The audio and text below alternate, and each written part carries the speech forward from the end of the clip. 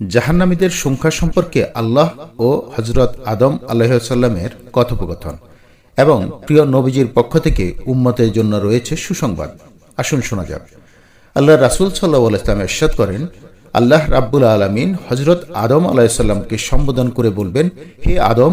তখন হযরত আদম আলাইহিসসালাম বলবেন, হে আল্লাহ, আমি হাজির।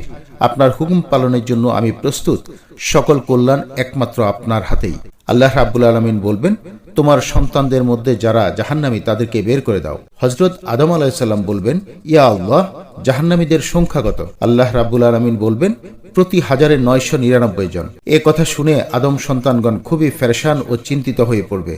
তখন তাদের এ অকল্পনীয় চিন্তার প্রতিক্রিয়া হিসাবে শিশুরা ক্ষণিকের মধ্যেই বৃদ্ধ হয়ে পড়বে, গর্ভবতী নারীগণ গর্ভপাত করবে, মানুষ বেহুশ হয়ে যাবে। প্রকৃতপক্ষে তারা বেহুশ হবে না, কিন্তু আল্লাহ রাব্বুল আলামিনের আযাব সুকঠিন।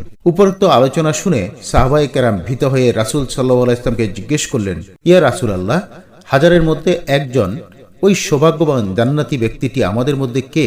রাসূল সাল্লাল্লাহু আলাইহি ওয়াসাল্লাম বলবেন, তোমরা পেরেশান হইও না, নিশ্চিন্ত থাকো, কারণ 1999 জন হবে ইয়াজুজ মাজুজ থেকে, আর একজন হবে তোমাদের মধ্য থেকে। মিসকাত শরীফের হাদিস। এই কথার মাধ্যমে প্রতীয়মান হয় যে ইয়াজুজ মাজুজের সংখ্যা এত বেশি, যদি তোমাদের আর তাদের মধ্যে গণনা করা হয়, তাহলে তোমাদের একজনের মোকাবেলায় তাদের সংখ্যা হবে 1000।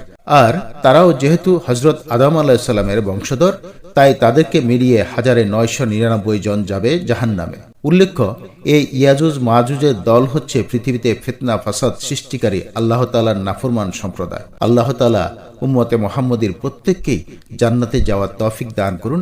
আমিন সুম্মা আমিন।